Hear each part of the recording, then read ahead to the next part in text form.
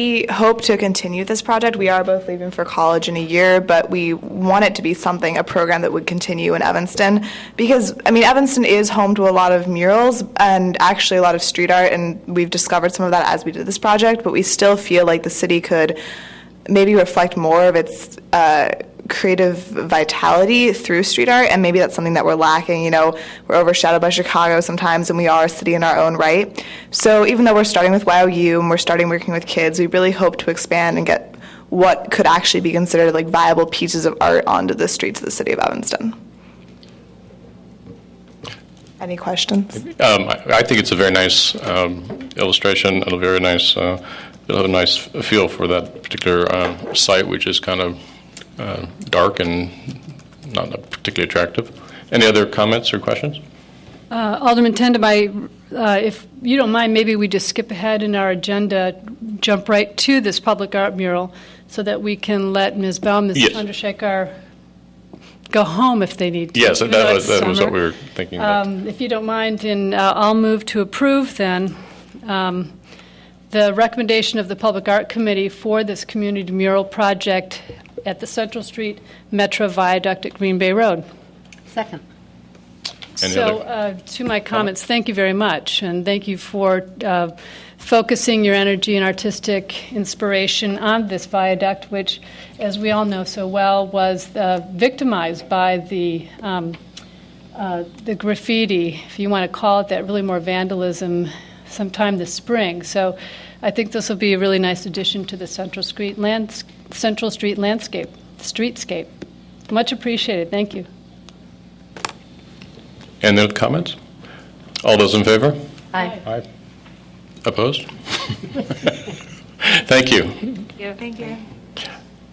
Then going back to the items for discussion, is anyone here to speak about review of police complaints? Yes, ma'am?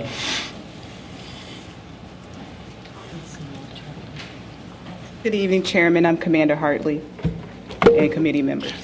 Are there any questions? Oh, questions. Any questions from the committee? No questions. No questions from me. Thank you. Thank you for being here. Thanks. Next up is a report for discussion on the, I'm sorry. Oh. I signed up. This time I did actually sign my name up under the police thing. Oh, you did? I'm sorry. Yes, it is here. Okay. I'm Being slighted this week, so that's okay. No. What I would like to do is to invite the Community Human Service Committee to an event that is going to be held on August the 21st at Fleetwood Jordan at 7 p.m. This is the Citizen Network of Protection. This is a spin-off of the Police Citizen Advisory Board. And the purpose and the mission of this group, was to help establish a independent citizen police review board. We are still working on that. Also, one of the tasks that we do, we try to educate the community on different departments and what those departments do within the police department. This 21st, this Tuesday, we will be focusing on the Evanston Police Office of Professional Standard. They will tell us what they do, how they do it, how the process works, what the forms and things look like. And so the community can understand, if they look at your reports and things, this is what this is all about. So I do hope you would come, and do hope that the community, when you see this flyer, you'll come on the 21st. Thank you. What is the time again on the 21st? 7 p.m. At Fleetwood Jordan. Terrific. Community Thank you. Center. Thank you. Thank you. Up now is the new director of our Evanston Public Library, Karen Danzig-Lyons, and she's here to discuss, give us an update on the library. Good evening, Chairman Tendem and members of the City Council. As you are aware, we are in transition and so I provided some background information for the City Council about library law. I'm not a lawyer, but I am a librarian, and so I went right to the source, the Secretary of State's office in the state of Illinois. The Secretary of State is the state librarian, and they collect a variety of data on libraries of all types. But what I provided for you this evening is a summary of the different public library types that are here throughout the state of Illinois. And under our new governance model, we are actually moving to comply with the Illinois Library Act, and I've cited that there for you and some survey information. There are, out of the 642 public libraries, there are 161 are of the city type, which is what we are in Evanston. There are 341 districts. There are 4 townships, 4 towns, 42 townships, and 94 villages. All public libraries in Illinois receive most of their funding through the local property tax. And we do not differ from that, which is the normal experience throughout the state. I can tell you now, as we are developing our budget, which will be presented to the City Council later this year for consideration, I am trying to make certain that we prove to every citizen in Evanston that we give our citizens a really good return on investment.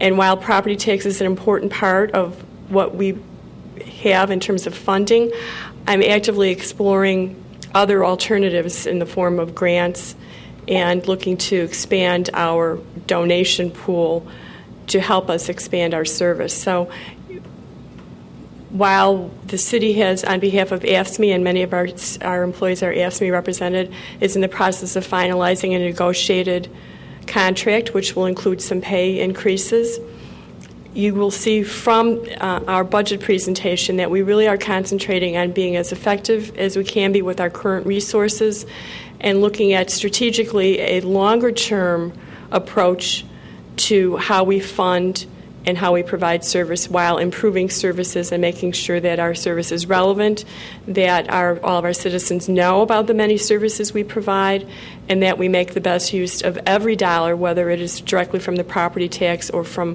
grants that we are applying for. Our board is appointed, as you know, by the mayor, and that is the traditional way that city libraries boards are formulated. It's through appointment, and I can tell you that this is, you should be very proud of the appointments. We have a really good mix of skills, and our board members represent a wide variety of the community, a wide variety of backgrounds. They have chosen to live in Evanston. They're raising their children or have raised their families. 2 of my library board members are library directors, so they're deeply embedded in the profession. We have business people, we have philanthropists, and we have educators now on our board. And so it's a very lively mix, and they bring their skills to bear on every library issue. We have convened a series of extra meetings regarding our budget in August, and these are, of course, open to the public, and we invite our citizens to come and comment as we begin to build our budget and discuss options and talk about how we provide our service. So I feel that the information is fairly self-explanatory. I welcome any questions. I apologize that it looks as if mice were printing the data. It came out in pretty small type, but I can certainly provide you a larger font if necessary. And I welcome your questions. Alderman Grover. Thank you, Mr. Chair. Thank you, Director Lyons. I agree that we all want our library to succeed in a big way. And I think this transition, managing the transition, will help us get to where we want to be with the library and its services.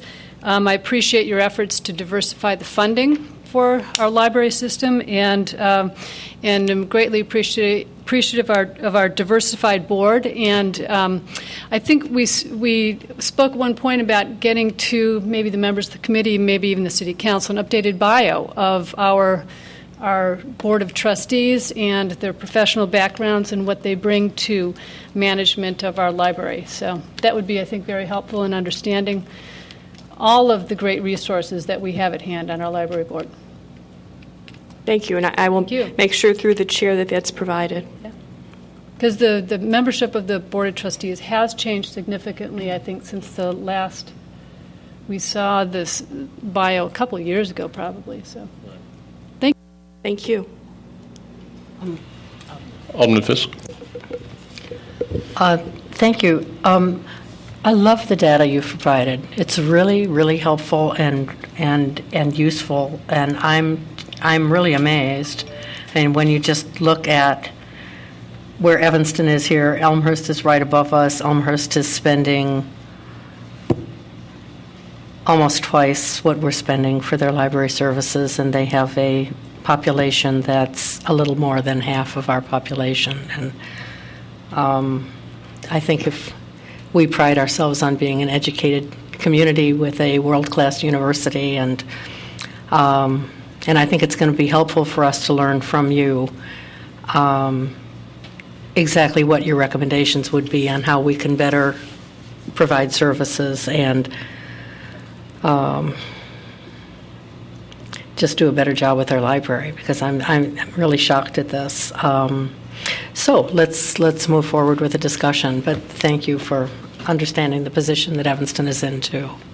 Well, I'm a homeowner, and property tax is very dear. We want to be sure that we prove to all the citizens that not only is it a good return on investment, but in the years ahead, be able to enter into a discussion about how much more we could do with some additional funding. But we're not there yet. We need to prove ourselves, right, and really engage in a long conversation with the community so that everyone's comfortable that sometime in the future, if we do decide to ask for a property tax increase, that the citizens feel they can make an informed decision. Exactly.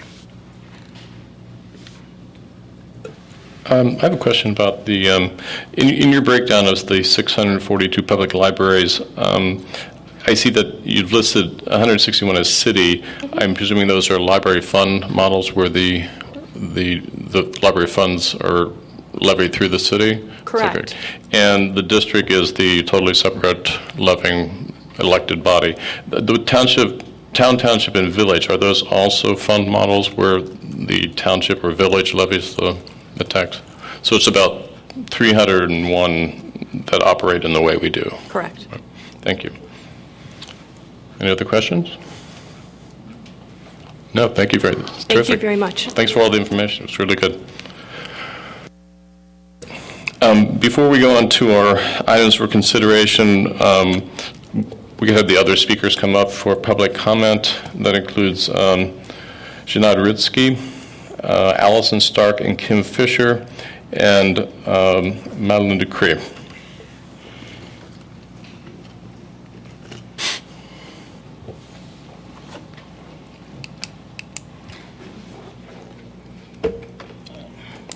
I'm going to move this keyboard so I can set that up.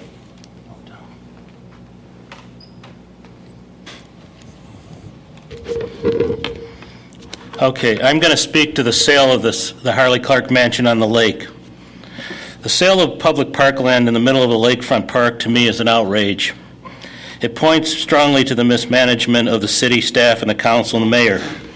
The mayor's claim that no parkland would be sold in this deal, to me, is outright bogus. Parkland would be leased, I would assume, in a long-term lease. If you look at the drawings there and what you see, parkland is being taken in all around that building to be used. It will devalue the public's use of that park. I've long walked around that building over the years and know that that's part of the enjoyment of the park.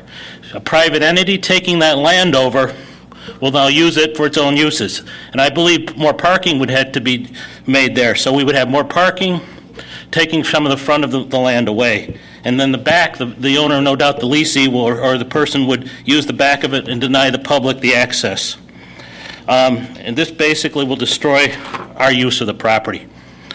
There is a bogus claim here that the city has no funds to maintain the building. To me, this is an outright lie. When the city wants to do something here, it's quite willing to spend money. And it's quite willing to misrepresent cost.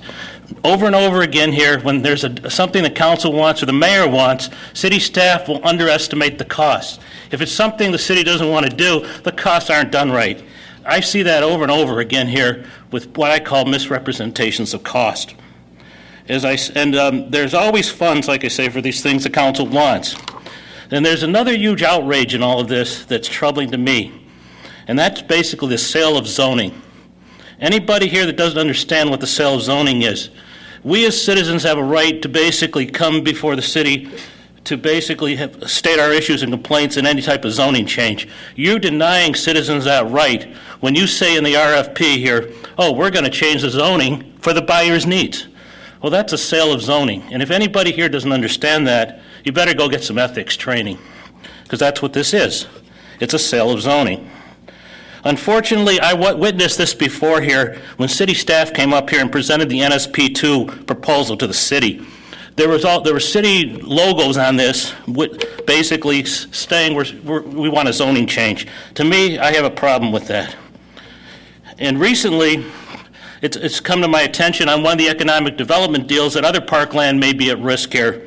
And I won't get into that, but it does appear that that's what's up. Wasting money here is something that I don't like, and I have spoke out against quite a bit. But when I see the sale of parkland and the destruction of use of our city, I think that's another matter altogether that really is a major issue well beyond the incompetence here in this place. Thank you. Thank you. Thank you, Alderman, for hearing us out. We just wanted to introduce ourselves. My name is Allison Stark, and I'm the newly elected chair of the Mental Health Board. I'm an 8-year Evanston resident. I live in the 6th Ward, and I'm the vice president of programs for Orchard Village, which serves people with disabilities. And I want to introduce my vice chair. Hi, my name is Kim Fisher, and I'm the vice chair of the Mental Health Board. I'm a 12-year Evanston resident, and I'm a doctoral student in special education. We did submit to you the Mental Health Board allocation report, so if you have any questions, we'd be happy to answer those, but we hope to see you guys more often. We're newly elected and newly energized, so thank you for hearing us out. Any questions regarding the submission? Thank you.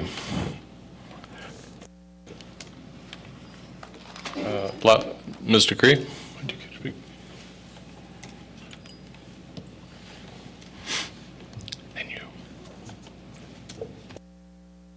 Madeline Ducree, resident of Evanston, 5th Ward.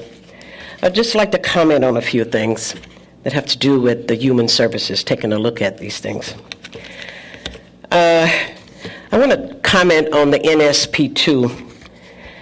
I was under the assumption that this was a program that was supposed to help people in need, poor people, etc. This is... on Simpson and Dodge, I understand that this house that was rehab cost over $200,000. If I would sell my house today or tomorrow, I wouldn't even get that much for it, which is ridiculous for doing this. The next thing is, I'm hearing that NSP2 is renting a 3-bedroom house for $1,900 a month. For poor people, minority people who needs help? I don't think so. Workers. NSP2, I thought from the beginning, was supposed to be a minority type program here. I see minorities, but I don't see some minorities that should be out there working. They need jobs too. The next thing is about the pickup with the trucks, with men and women going through the alleys picking up junk that the city would charge us for, but they're taking it away. Now, I can understand that there should be some rules and regulations there. But these people are trying to make a living, to survive. I don't think we should forget that. The township is on the chopping board. And we're talking about people, burglaries, and so forth. No, I don't condone that. But people are going to survive until they can do better some way, somehow. And as Human Services Committee, we had better take a look at this and take it on to the City Council. And one of the other things that I was thinking about is fairness and safety, is that I see the city working on Dodge and Foster Street. I mean, pass by there sometime and see all the junk that I don't know who it is that's working on these streets. It looks like it looks ridiculous. This is not the way it's supposed to be done. Grass supposed to be planted there. Pick up all the paper, the junk, the signs, all of this crap, excuse my expression, in our neighborhood. No, it's not called for. And the flaggers, I passed by on Dodge and Church Street. And I'm still trying to figure out how safety is going to play a big part in that situation right there. From looking at it, it's an accident waiting to happen. Flaggers. The man is coming out with his tractor. He can't see me from behind. I have to lay on my horn. I mean, there's a policeman that will give us a ticket if we run over this person or whatever. So we need to look at these things. Thank you. Thank you. Under our continuing our items for consideration, first item is the Township of Evanston July 2012 monthly bills. Do you have a motion to approve? Move approval. I think I have a question. Alderman Grover. Pulling up my notes, excuse me.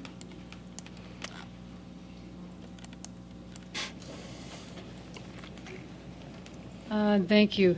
The Human Services Seminar in Kansas City on the bills is $596 for seminar registration. Were there additional travel costs? Was that the cost of the seminar registration, and who attended? Is that the assessors or the general assessment? Oh, I'm sorry. I didn't make a note of where I found it in the bills. That was is that your registration for that class? That's the company? Sorry, Ms. Jean-Paul, let me see if I can find it.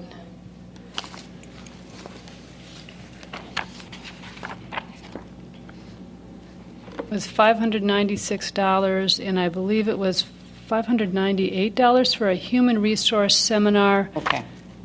National Seminars Training, Kansas City. I don't know if it was in Kansas City or that through Kansas is City.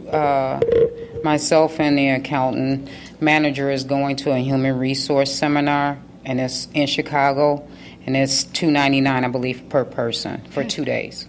That was my question. Was I'm sure they have human resource seminars, It's conferences here. Locally. That's where we had to send the bill. The payment. All right, and then my other question is for the 50/50 worksite program. We bring in Yes We Will Marketing. Yes. To run it, and who is Yes We Will Marketing? Who owns Yes. it, and where are they located? Okay. Yes, We Will Marketing is a company business that's just opened at 1517 Simpson. They had employed six of our clients in the 50/50 program, whereas the mechanism where we reimburse the employer 50% of the salary earned by our clients, hoping that they attain into full-time employment. Due to the economy, it didn't work out that way. So our 6 residents who were employed through the 50/50 program at Yes We Will Marketing were not able to sustain employment, correct. Employment. And who owns Yes We Will Marketing? It's a locally owned... Yes, Dorothy Fraser Brown. So what happens next then with the 50/50 worksite program? Do we find another employer to There partner are with other us in this? sponsors that we have. We currently had 3 employers. Family Focus was one, and Ruby G's was another one. With the 50/50 program, in the past we've had good success with it where our clients were able to maintain employment. With the economy now, and budget cuts, it doesn't work out. So in the 50/50... It looked good at the beginning, but it just didn't because of the economy. And is the goal to keep them employed at the sponsor, or is the sponsor really the training program? No, that's employment. That's their It's employment. employment. So, Yes We Will Marketing was not able to offer then employment to our residents, Right. the 6 who. Mhm. And are the 6 clients still clients, potential Yes, they were clients? reinstated this month. However, while they're on that 50/50 program, they do not receive any general system benefit, cash benefits. They still cover medically, but not the cash. But they are inspired to try again, participate in the 50/50 Yes, we got to program open up more. I have to go out there and open up more sponsors and try to get clients placed based on the need of the sponsor and experience of the clients. How do we locate the sponsors? Please. Legwork that I go out and do and knock on doors, call up and see if an employer needs. I market our program. Drumming up the business. Okay. All right. Thank you very much, You're Mr. welcome. Hoppa. Any other questions about the monthly bills? All those in favor? Aye. Assessor Wilson, you have a report for us?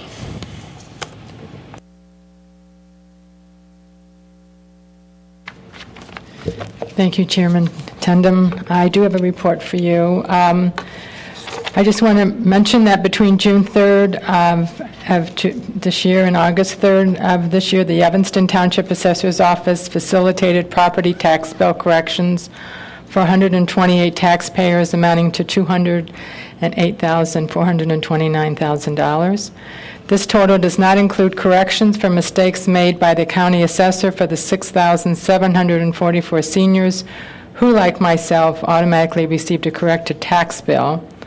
And the fiscal year totals after 4 months is 159 taxpayers for corrections totaling $271,328. I also want to announce that the Cook County Board of Review opened today for 2012 assessment appeals. The appeal closing date is September the 5th, and any change in assessment affects next year's second installment. Appeals can be made easily now online at the cookcountyboardofreview.com, utilizing your PIN number, phone number, and you must have an email address.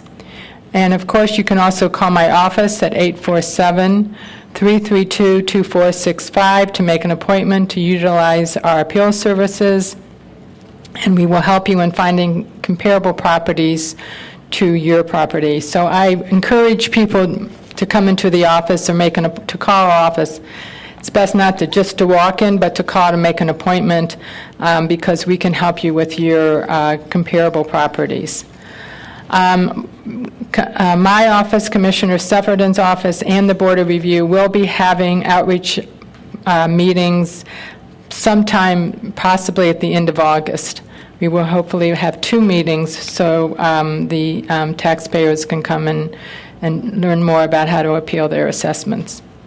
I want to remind everyone that the Evanston Township Assessor's Office is your taxpayer advocate. Our services are provided by your property taxes. We work for you.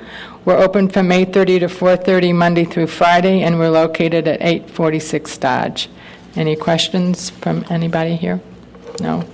Just be sure to tell when you do newsletters, or I don't think anybody will be having any ward meetings this month, probably Alderman Holmes might, but just in your newsletters, if you send out newsletters this month, just remind your constituents or your homeowners about the appeal.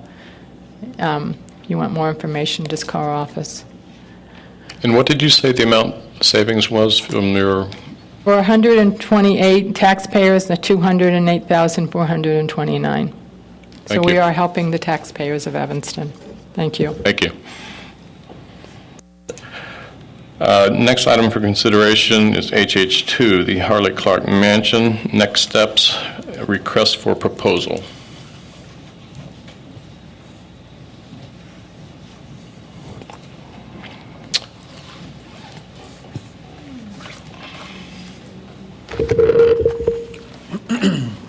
Good evening, Committee Chair and members of the Human Services Committee. Joe McRae, Deputy City Manager. We're just bringing to you tonight the next step for the Harley Clark Mansion piece. As you are aware, we went out earlier this summer for an RFI, a request for interest. Through that process, we received 4 individuals, entities, if you will, that reported to us that they had interest in potentially purchasing or leasing the property. That information is provided in your packet. So we're asking for approval of the next steps from the committee to provide to those 4 entities a request for proposal. So this will give them the opportunity to make a formal proposal that, if approved here tonight, this RFP would go to the full city council. If approved at the city council, we would put it on the street, the RFP out on the street with those 4 entities on August 14th, with an idea to receive their responses by September 28th. We're recommending for your consideration that a subcommittee be created of 2 members of this committee, the Human Services Committee, and the appropriate city manager's office staff, and that we will review those proposals and bring the final recommendations to the city council at the November 12th city council meeting. Questions? If I may, too. Just I'm sorry. Really quick, I'm sorry. This is a draft RFP, so of course we are certainly interested in your feedback on that as well. Thank you. Alderman Fisk. Thank you. Thank you, Joe. A couple things. First of all, I don't see anywhere in the RFP reference to the fact that this is an Evanston landmark property, and that any revision or changes to the exterior of the property are going to be subject to review of the Evanston Preservation Commission. We can add that. Okay. And I'd like to recommend to the committee that rather than have a subcommittee that's going to report to the council, that the entire Human Services Committee hear the response to the RFP, and then for the Human Services Committee to make a recommendation to council as a committee of the whole rather than a subcommittee of 2 aldermen. There's just 5 of us, so it's... Sure. That's fine with me. Thank you. Anything else? No, it'll be interesting to see what happens. Alderman Grover. Yeah, I have expressed before my wariness about divesting ourselves of this asset and trying to minimize the size of this asset that we would be looking to sell or lease.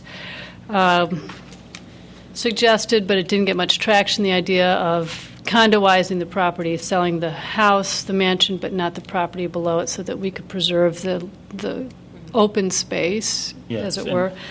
But I think it will be interesting to see what happens when the RFP goes out and what kind of proposals we get. And I'm not sure where I am in this still, but I think we need to take the next step because, frankly, I'm really stymied as to what we do with this asset that needs a lot of work, and I'm not sure the city is the best entity to undertake it.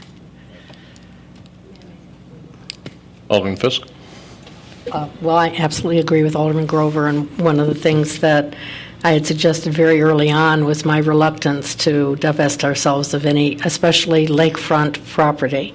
And I think we can take a good lesson from our neighbor, Northwestern University, and how they have successfully put into place, at times when they've been less successful as they are now, long-term leases on their property.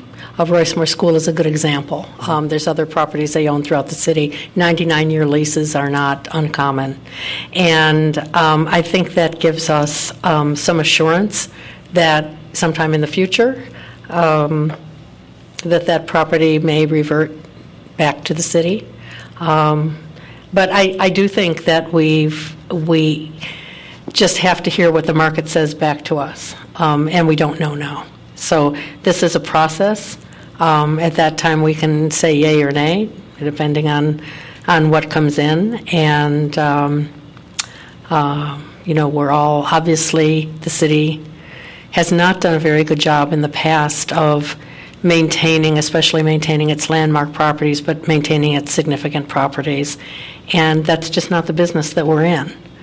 So part of this proposal is to ask folks what type of resources they have and what their vision is for the property. And if that's inconsistent with what the council thinks, then so be it. But I think it would be a mistake not to move forward with this, and we should go ahead. I too would like to move forward, but I have real reservations about anybody really responding to simply buildings. You know, if this is it's a bit of a complex, and I think anyone that makes an investment in these buildings is going to want some guarantee that they have outdoor facility capabilities, that they have parking, that they have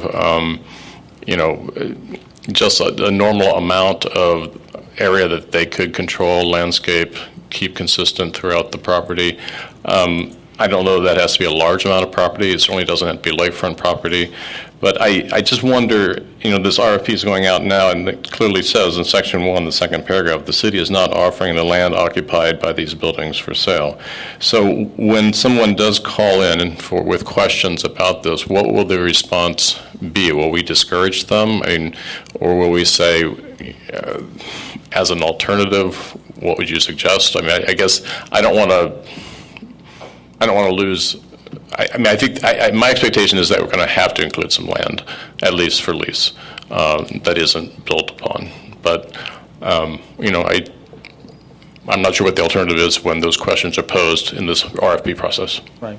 Well, just a couple things. I think those are really great suggestions, and let me respond to some of the questions.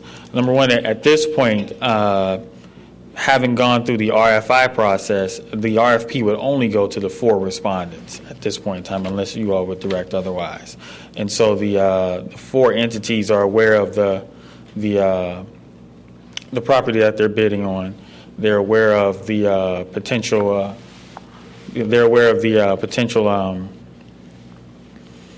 Issues concerning parking and et cetera, et cetera. And so they are willing to come to the table and discuss those further after we go through the formal RFP process. I would tell you that the decision ultimately lies with this committee and with the city council as to what types of consideration you would like to make once we've received responses for parking or additional property beyond just the physical structures themselves. And so we would bring that back to this body and seek direction there. Alderman Grover? We are clearly at a very preliminary stage in this whole discussion, with lots of room for negotiation, discussion, and what we envision right now may not be what we actually end up with months from now when we resolve what to do with the Harley Clark Mansion. So there's lots of room for play here, and as I agree, we got to take this next step and see what we pull out of the water. So shall I move? Do we need to move? Can I just This say one one more thing? Alderman Fisk? Because all of our respondents are, there's a hotel, B&B, an event center, an inn, and a school. So no one's looking at this as a private home. Unfortunately, it would be nice if they would. I would like to, but I can't afford it. If we all got together, we could do this. And I think, when you get into, a commercial real estate transaction like this, things are very much different than they are in, residential real estate. And I'm not so concerned about the lack of land or lack of parking. I think that can all be part of the negotiation and part of the dialogue that we have with, whoever the interested or the most interested party is here. And whether that's something, that ultimately the council wants to accept or not. But I think the point is to retain as much active use of the parkland and the lakefront as possible. And it's a hard Right. hard thing to do. I would agree, but I also think, I guess my point is that when people, or any one of these 4 or all 4 come back, that they have a consistent response to that question with regard to additional property, that, that they're all still bidding on the same proposal. Absolutely. So I move that we authorize the city manager to distribute the Harley Clark Mansion request for proposal to those 4 respondents. those in favor? Aye. Aye. Thank you. Thank you, Joe. That concludes our agenda for tonight. There will be a change of chair next September.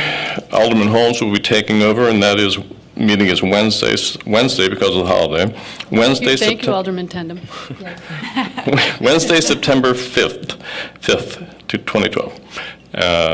Thank you.